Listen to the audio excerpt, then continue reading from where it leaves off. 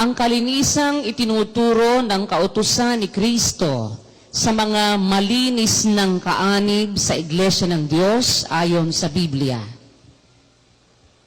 Sa ating pong paksa, yung malinis ng kaanib, ibig sabihin po ito ay nag-umpisa ang isang kaanib na malinis. Pero hindi sapat na malinis lang. Kung hindi kailangan po ay mayroong pananatili sa kalinisan.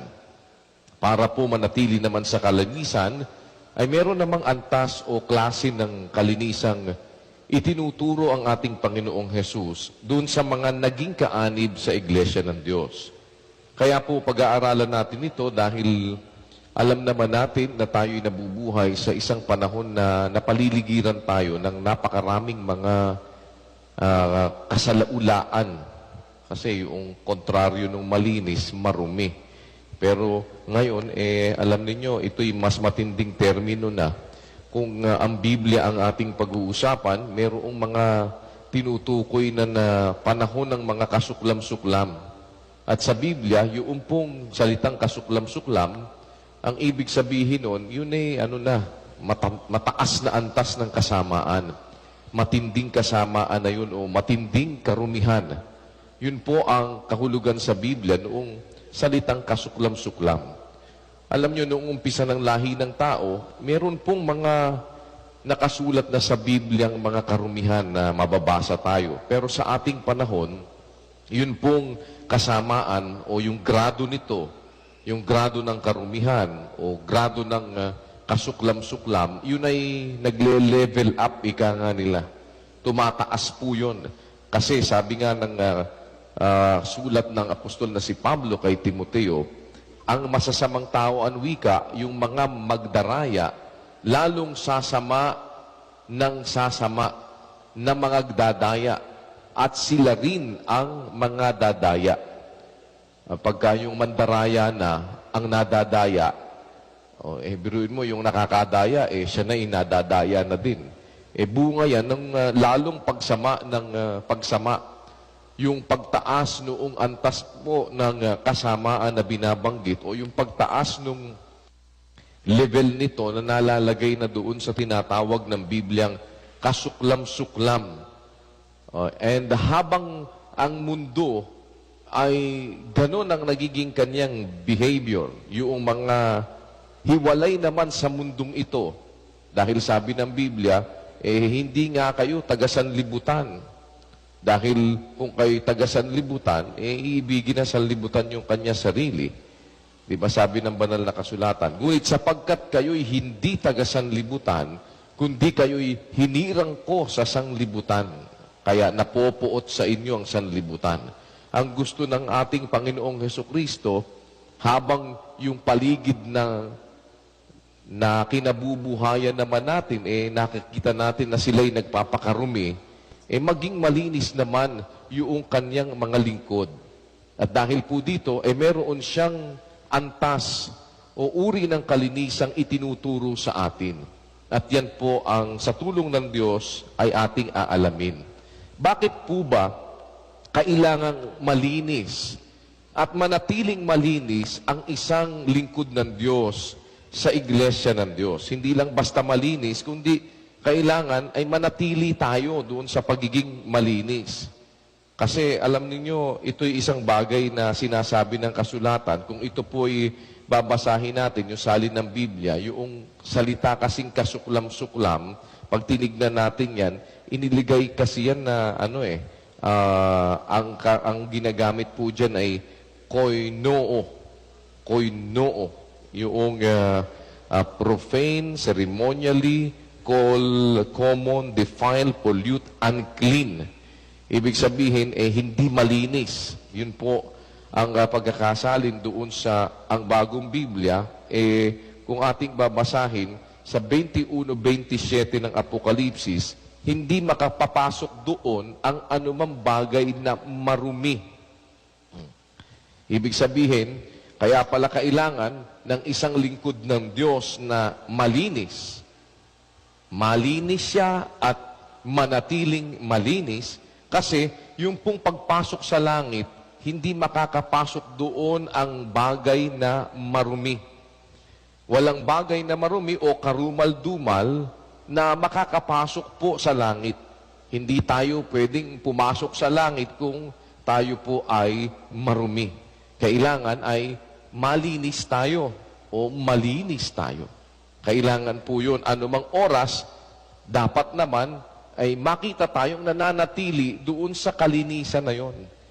Dapat ay maging malinis tayo. At ang unang hakbang na ginagawa ng Diyos para po ang tao ay makarating sa langit doon sa kanyang kaharian, sabi ng Biblia, doon sa 5:26 ng Efeso, upang kanyang pakabanalin ito na nilinis sa pamamagitan ng paghuhugas ng tubig na may salita. Alam naman natin yung paghuhugas ng tubig na may salita, yun nga po ang bautismo.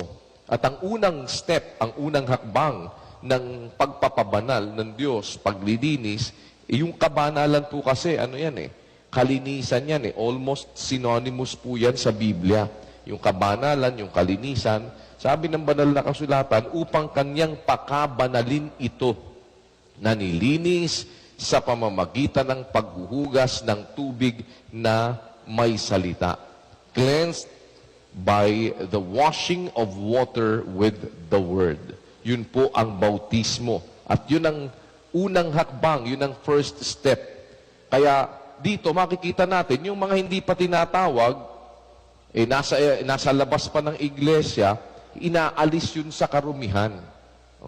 Kaya para maalis yun sa karumihan, ang unang hakbang para yun ay maalis sa karumihan, yun po ay nililinis sa pamamagitan ng salita ng tubig na may salita. Yun nga ang bautismo.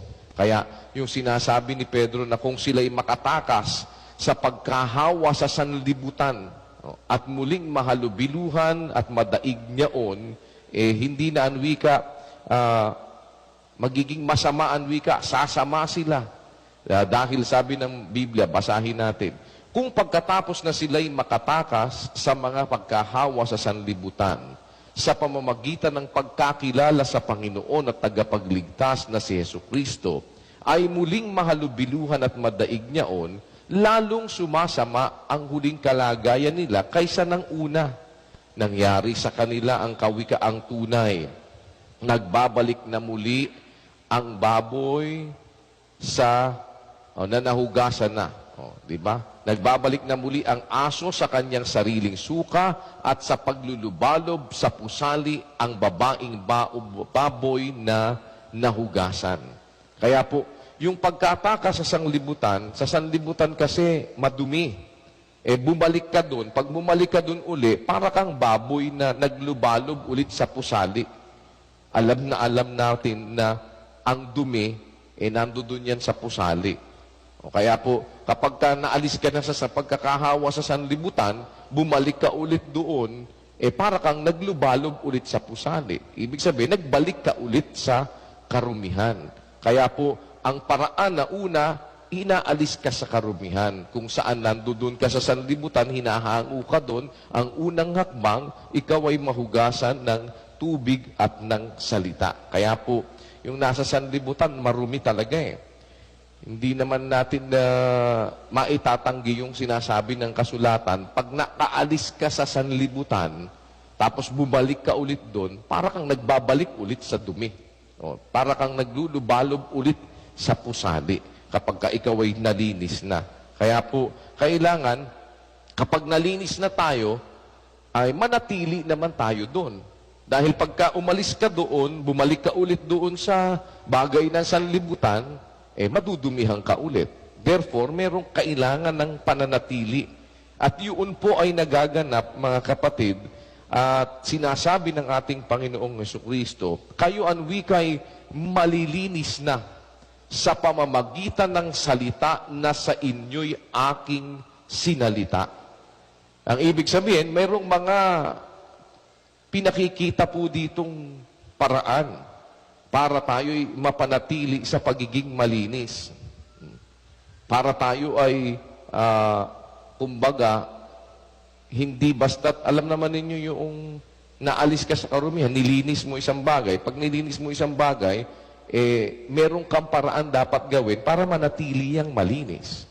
Kinuha mo yung baso doon sa isang lugar na marumi at marumi siya, kinuha mo, hinugasan mo, nilinis mo. Para manatiling malinis yun, kailangan merong kang paraan na gagawin. At yung pong sinasabi ng Biblia, para mapanatili yung pagiging malinis noon, ang gamit doon yung salita ng Diyos. Kumbaga sabi nga ng kapatid na Eli, yun ang cleansing agent, ano? Yun ang pinakapampalinis, yung salita ng Diyos. Kaya kayo ang wika'y malilinis na sa pamamagitan ng salita na sa inyo'y aking sinalita. It is the reason kung bakit tayo ay nabubuhay. Sa kailangan natin yung salita ng Diyos, kailangan maturuan tayo ng salita ng Diyos, mapanatili tayo sa kalinisan noong salita ng Diyos. Kaya nga, noong mga unang Kristiyano, yung mga unang Kristiyano po noon, ginagawa nila talagang sinisiyasat nila yung kasulatan araw-araw Yung sinasabi dun sa 17 Gs ng gawa hanggang 11, pagdakay pinayaon sa gabi ng mga kapatid si Pablo at si Sila sa Berea, na nang dumating sila doon ay nagsipasok sa sinagoga ng mga Hudyo. Ngayon, lalong naging mararangal ang mga ito kaysa mga taga-Tesalonika, sapagkat tinanggap nila ang salita ng buong pagsisikap at sinisiyasat sa araw-araw ang mga kasulatan kung tunay nga ang mga bagay na ito. Ibig lang pong ipakita, kailangan po natin yung salita ng Diyos Kaya iniutos po yung wag nating pababayaan ang ating pagkakatipon. Kailangan natin talagang marinig yung salita ng Diyos constantly. Kailangan pirming nadidinig natin yung salita ng Diyos para mapanatili natin yung kalinisan. Or else, kumbaga sa isang basong kinuha mo sa madumi, pagka hindi mo yaan pinanatiling malinis, pinapagpagan mo lagi ng alikabok, yaan lagi mong hinuhugasan, ang nangyayaring panglinis doon para mapanatili yun, yung salita ng Diyos. Kaya po, mahalaga na tayo ay palaging nakakapakinig noong salita ng Diyos. Kaya nga wag nating maging ugali yung pagpapabaya sa pagkakatipon. Sabi ng Biblia, wag nating pabayaan ang ating pagkakatipon na gaya ng ugali ng iba, kundi mangag-aralan sa isa't isa, lalo na kung inyong namamalas na nalalapit na ang araw. At hindi lang po, basta naman nadidinig natin yung salita, para yun naman makalinis sa atin, kumbaga sa isang sabon, hindi mo naman yung sabon hindi mo naman ikinuskos, hindi mo ikinusot, hindi makakalinis yun. Yung salita ng Diyos, for it to be effective, sabi ng Biblia, doon sa unang Pedro 1:22, yamang nilinis ninyo ang mga kaluluwa sa inyong pagtalima sa katotohanan. Kaya nga, tinatalima yung katotohanan. Nadinig mo, susundin natin. Kaya nga sabi doon sa Juan, mumuntikong mga anak, huwag tayong magsiibig ng salita, ning ng di laman, kundi ng gawa at katotohanan. Kailangan po talaga, habang pinakikinggan natin yung salita ng Diyos, kailangan tatalimahin naman natin. Gagawin naman natin. We have to obey what we have heard. Kung ano yung nadidinig natin, kailangan na ganapin natin. At nandun po sa pagtalima, doon sa salita, yung tunay na kalinisan. Ano po bang kalinisan ang itinuturo ng kautusan ng ating Panginoong Hesukristo? Doon tayo pumunta. Ano ba yung kalinisang yon na itinuturo ng ating Panginoong Jesus? Sabi ng 2 Korintos 7:1, yamang taglay natin ang mga pangakong ito, mga minamahal, ay magsipaglinis tayo sa lahat ng karumihan ng laman at ng espiritu. Napakasakdalin ang kabanalan sa takot sa Diyos. Ang uri ng kalinisan na itinuturo ni Kristo, hindi po yung basta't kalinisan lang na alam nung mga eskriba at mga Fariseo. na parang mapagbanal-banalan. Malinis yung labas ng kopa, pero ang loob marumi. Sabi, saaban ninyo, mga eskriba at mga pariseo, mga mapagpaimbabaw, sapagkat inyong nililinis ang labas ng saro at ng pinggan. Datapwat sa loob ay puno sila ng panglulupig at katakawan. Si Kristo po, kung magturo ng kalinisan, ang sabi niya, magsipaglinis tayo sa lahat ng karumihan ng laman at ng espiritu, na pakasakdalin ang kabanalan sa takot sa Diyos. Meaning, ito'y kalinisang sakdal. Tandaan natin, yung kabanalan, kalinisan po yun. Pakabanalin ang wika, ang kabanalan sa takot sa Diyos. Yung kalinisan, para yun ay maging sakdal, dapat malinis sa karumihan ng laman at saka malinis din po sa espiritu. So, dalawang bagay ito. Sa laman at sa espiritu, dapat masakop yun ang scope dahil yun po ang tinuturong scope na kalinisan ng ating Panginoong Hesukristo.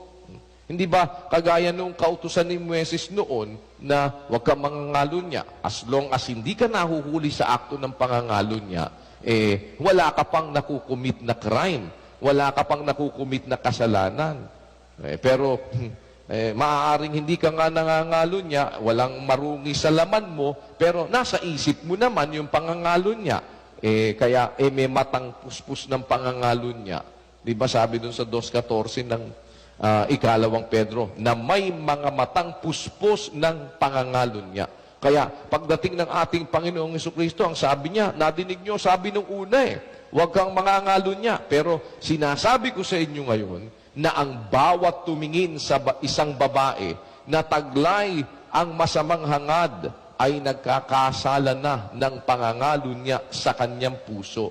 Kaya halimbawa, hindi ka nangangalo niya, hindi ka nangyayakap, hindi ka nanghihipo, malinis nga yung kamay mo, yung katawan mo, pero marumi naman yung isip mo, ang puso mo naman marumi, hindi ka papasa doon sa kalinisang inire-require ng ating Panginoong Hesukristo. Yun ang sinasabi ni Kristo doon sa mga pariseo, na yun ay klase ng pagbabanal-banalan lang. Pagbabanal-banalan lang po ang tawag doon sa nalilinis yung labas pero yung loob hindi nalilinis. Dapat ang uri ng pagiging malinis yung inside out, di ba? Hindi yung labas lang, hindi po ganoon. Dapat loob at labas. Kaya ang sabi ng Biblia, yamang taglay natin ang pangakong ito, mga minamahal, magsipaglinis tayo sa lahat ng karumihan ng laman at ng espiritu, na pakasakdalin ang kabanalan sa takot sa Diyos. At para po malinis yung espiritu, ang sabi naman doon sa ikalawang Timoteo 2:22, datapwat, layuan mo ang masasamang pita ng kabinataan at sundin mo ang kabanalan, ang pananampalataya, ang pag-ibig, ang kapayapaan, kasama ng mga nagsisitawag sa Panginoon mula sa pusong malinis. At kapag malinis yung puso, it follows, malinis ang budhi. Sabi doon sa 1:5, ngunit ang kinauuwian ng bilin ay ang pag-ibig na nagbubuhat sa malinis na puso at sa mabuting budhi, at sa pananampalatayang hindi pa imbabaw. Kaya po, sa Biblia, pagka po sinabing malinis na puso, it follows na meron din pong mabuting budhi. Kaya malinis na puso, mabuting budhi. Malinis yung budhi, yung puso at saka budhi. Alam nyo po, yan kasi ay magkasuheto palagi yan. Dapat ganun Malinis na puso, malinis na budhi. Mabuting budhi, mabuting puso. Malinis na budhi, malinis na puso. Ganun lagi yun dapat Nandoon po yun sa sinasabi ng Biblia. It is within the scope of the heart. If it is within the heart, yung budhi na sinasabi, mga kapatid. Kaya kapag malinis ang puso, malinis ang budhi. Pagka marumi ang puso, marumi ang budhi. Kasi yung budhi, yan po sabi nga something in the heart. Yung budhi. Kaya kailangan po ang kalinisang matutunan natin, mga kapatid, espiritu at sa laman. Kalinisan sa espiritu, kalinisan sa laman. At pag malinis ang ating espiritu, malinis po ang ating puso. Malinis ang ating budhi. Kasi yung mga bagay na espiritual, yan po nasa puso yan eh. Nandoon yan sa budhi. Merong mga bagay ng espiritu, bagay na espiritual, nasa puso yon, nasa budhi. Ngayon, ang nauuso ngayon, lalo na sa mga kabataan, hindi yung kalinisang itinuturo ng ating Panginoong Hesukristo. Yung mga kabataan na sanlibutan, hindi nga mag-aasawa, pagkatapos gumagawa naman ng mga bagay na mag-asawa. O kaya, yung mga nire-report na ganyan, nag-iimbestiga kami, merong email din sa akin na, pagka daw, yung kabataan pumupunta doon sa bahay noong, ng gabi, o doon sila magkasama, hindi natin po yan pababayaan sa ating pagsasama-sama. Huwag po tayong mamihasa ng ganyan. Yung iba na naiimpluwensyahan ng mga ibang kabataan sa labas, huwag nating pabayaan ang ating mga kabataan ay magkaganyan na tayo ay marapatan tayong ganyan, ay sigurado yan, ititiwalag tayo. Kapag tayo narapatan na nagsasalaula tayo, ay matitiwalag tayo.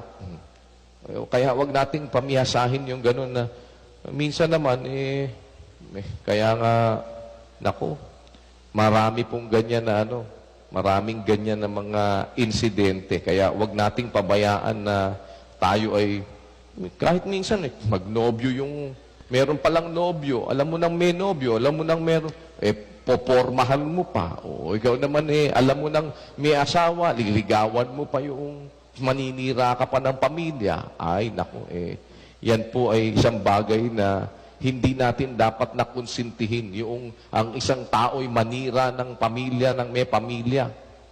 Kahit nga yun lang, magnobyo na di ba, alam mo nang magnobyo kung yung kapatid mo sinasaalang-alang mo, nobyo na pala nung kapatid tapos parang aagawin mo pa yung kanyang minamahal. Alam niyo namang masakit yung naaagawan ng minamahal. Di ba? Okay, hindi tama. Kaya lang, dapat maisip natin, mga kapatid, hindi tayo dapat gumaya sa takbo ng sanlibutan. Dahil kung hindi, tayo'y matitiwalag tayo. Kaya dapat i-practice natin, kahit mga kabataan, wag tayong mamihasan nung tayo ang gagawin natin yung gawa ng sanlibutan. Di nga kayo nag-aasawa. Mas mabuti nga kayo, walang asawa. Kahit saan, sige lang na sige. Ang gagawin ninyo, ay, nako, matitiwalag kayo pagka ganyan ang gagawin natin. Sapagkat yan ay hindi dapat na makonsinti. Kung ibig natin na tayo ay maging karapat dapat sa Diyos at makapasok sa kaharian ng langit, dapat makapanatili tayong malinis sa laman at sa espiritu, mga kapatid. Kunin natin yung lahat ng kalinisang natututunan natin na sinasabi ng banal na kasulatan. Yung mga tinuturo ng ating Panginoong Hesukristo. At yun ay yung hindi sa paningin ng tao, kundi pangunahin yung kalinisan sa paningin ng Diyos. Sabi kasi ng Biblia, sa 2:21 ng ikalawang Timoteo, kung ang sino man nga ay malinis sa alinman sa mga ito, ay magiging sisidlang ikapupuri, pinakabanal, marapat gamitin ng may-ari, nahahanda sa lahat ng gawang mabuti. Hindi po gagamitin ng Diyos yung sisidlang hindi malinis, yung marumi. Hindi gagamitin ng Diyos yun. Tayo lang lumagay lang tayo sa, kahit na sa material lang, kayo ba, yung baso mo madumi, yun bang iinuman mo? Yung baso mo nanggigipalpal, ginagapangan ng ipis, may mga tai-tai ng daga, gagamitan mong inumin, iinuman mo. Di ba? Gagamitin mo ba yung plato na alam mo na puro mga burak-burak? Hindi mo gagamitin yun Hindi natin gagamitin yun. Hindi natin isusuot yung damit na nakita mo, ang dumi-dumi ng damit. Kung meron tayong delikadesa, tao lang tayo. Di po ba, mga kapatid? Ang Diyos na may-ari sa iglesia, lalo naman yung mga tao sa iglesia, kagaya natin, para tayong sisidlan. Kaya nga sabi, kung alinman ang malinis sa mga ito, magiging sisidlang ikapupuri, marapat na gamitin ng may-ari, nahahanda sa bawat gawang mabuti. Isipin natin, ginagamit ka ng may-ari sa isang sintidong sisidlang kang ikapuri-puri sa Diyos. Kumbaga, ipinagmamalaki ka ng Diyos, ikinapupuri ka, kumbaga, kapuri-puri ka, ikinararangal ka niya. As a Christian, kumbaga, asset ka ng Diyos. Hindi tayo liability. Sisidlang tayong ikapupuri. Ginagamit tayo. At pagka ginagamit tayo ng Diyos, alam naman natin, kumbaga, punto mo yun sa kaligtasan na gamitin ka ng Diyos. Manggagawa, ginamit ka ng Diyos. Diakono, diakonesa, kabataan, miyembro, tagapagbigay, o tagapagkawang gawa, ginagamit ka ng Diyos. Punto yun sa kaligtasan. Kasi, kaya ka ginagamit ng Diyos, malinis ka. Nakita ka ng Diyos na malinis. Pero kung marumi tayo, hindi naman niya tayo gagamitin. Tignan niyo yung mga manggagawang hindi talagang sumasang-ayon doon sa kabutihan ng Diyos na sinasabi sa Biblia. Manggagawa man, hindi magamit sa pagpapatibay sa miyembro. Hindi makapagpatibay ng miyembro kasi yung inaakay ng miyembro, makikita mo, puro mga problema lumilitaw. Tapos, minsan, sabi nga, walang kadiwa-diwa, walang ka-espiritu kung manalangin. Hindi man lang talagang, di ba parang, pagka nadinig mo manalangin, kung minsan, parang wala lang. Hindi mo maramdaman na nanalangin ka. Kaya, alam nyo, yung mga, sabi nga ng kapatid na Eli, di ba, may pagkagagawa tayo ng karumihan, hindi tayo maglilinis ng ating laman at saka ng ating mga espiritu, hindi tayo gagamitin ng Diyos. Maraming mga bagay po na magiging advantage. Kung makikita tayong malinis, ginamit tayo ng Diyos, may punto tayo sa kaligtasan at dapat mapanatili natin yun. Dahil kapag ka marumi, hindi tayo gagamitin ng Diyos. Kaya ini-emphasize natin po itong kalinisang itinuturo ng ating Panginoong Hesukristo. Hindi ito kalinisang panglabas, hindi kalinisang panglaman lang. Kasi kagaya nga noong sa Israel, palatuntunan lang yon ng ayon sa laman, iniatang ang wika hanggang sa panahon ng pagbabago. Sabi dun sa Biblia, palibhasa'y palatuntunan lamang na ukol sa laman, na iniatang hanggang sa panahon ng pagbabago. Pero gaya ang wika nung mga pagkain, nung mga inumin at sari-saring paglilinis. Ngayon, sa atin po, hindi palatuntunan para sa laman. Hindi yung panglinis lang ng laman, kundi panglinis ito ng espiritu. Bakit po kailangan parehong malinis dapat? Isip, puso, laman, espiritu. Ba't kailangan yun? Yung budhi, yung puso, ba't kailangang malinis yon?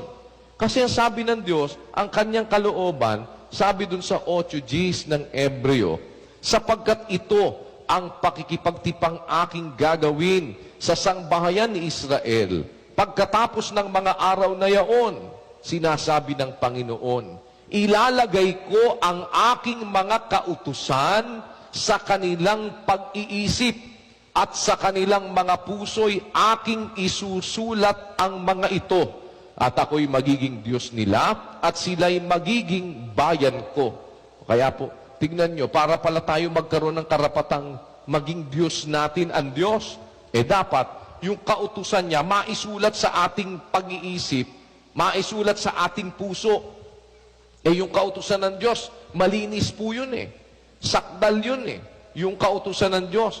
Kasi inire-represent nun yung kalooban ng Diyos, yung kanyang kautusan. Kung tayo po, halimbawa, lalagay ka sa pwesto ng Diyos, isusulat mo ba yung iyong salita, yung kautusan mo, doon sa isang lugar na marumi? Ilalagay mo ba yung kautusan mong malinis doon sa marumi? Kung ikaw man, saan ka magsusulat? Saan mo isusulat yung kautusan mo? Isusulat mo ba doon sa marumi? Malinis yung salita ng Diyos. Isusulat ba yun sa pusong marumi? Hindi po ganun kaya nga, yung mga pastor ng mga demonyo hindi nga nila matandaan yung mga salita ng Diyos Hindi nga mapasok sa isip nila, hindi nga mapasok sa puso nila kasi marumi yung isip. malinis yung salita ng Diyos. Marumi yung puso. Paano mo nga malalagay sa puso mo at sa isip mo yung salita ng Diyos? Marumi yung puso mo, marumi yung isip mo. Di ba ganun yung salita ng Diyos, mga kapatid? Gaya ang wika ng pilak na sinubok sa hurno sa lupa na makapitong dinalisay. Napakalinis nun. Pagka, alam nyo, makapitong dinalisay, napakalinis nun. Ganun inihahalin tulad nga yung salita ng Diyos. Tapos ilalagay mo dun sa hindi naman dalisay na isip, ilalagay ba yun doon sa hindi naman dalisay na puso? Tayo man ng Diyos, hindi natin gagawin yun. Kaya po, ang isang puntong dapat nating maintindihan, marami po sa mga tao hindi mapaglagyan ng salita ng Diyos. For the reason na kaya nila hindi matanggap yung salita ng Diyos kasi maraming karumihan sa buhay, maraming karumihan sa puso. At halos, pag tinignan mo, yung mga mangangaral sa ating panahon ngayon, hindi nila itinuturo yung ganap na salita ng Diyos. Kasi nga, hindi naman malinis yung kanilang kaisipan, hindi naman malinis yung kanilang puso, puro ikapu ang laman, di ba? Puro pera ang laman. Alam nyo, nasa isang taong malinis ang puso, malinis ang kaisipan, doon maaaring maisulat yung salita ng Diyos. Yung walang masamang balak sa kapwa, walang masamang tangka sa kapwa, walang masamang layon sa kapwa-tao, walang layon na magligaw, walang layon na magdaya. Yun ang maaaring kaganapan na isusulat ng Diyos sa kanilang kaisipan at sa kanilang puso. Yung kanyang salita, magiging kasulatan sila ng Diyos. Yun ang sabi ng Diyos. Pagka nakakita ka ng mangangaral, walang malay sa salita ng Diyos, hindi matandaan yung salita ng Diyos, sigurado, isang bagay. Marumi puso nun, marumi isip nun. Kasi hindi masulatan ng salita ng Diyos. At kung gusto natin, mga kapatid, na yung ating mga puso, yung ating mga isip, mapaglagyan ng kautusan ng Diyos, dapat makita tayo dun sa kondisyon na malinis tayo. Una, dahil sa ang salita ng Diyos na ilalagay sa ating puso at isip, malinis po yun Kaya nga, kung gusto nating magamit tayo ng Diyos, dapat mangyari sa atin yung pananatili ng kalinisan para tayo ay gamitin ng may-ari sa atin. Magamit tayo ng Diyos dahil yung malinis, ginagamit ng Diyos yun. Para tayo magamit, dapat makita tayong malinis, ready para tayo ay gamitin noong may-ari.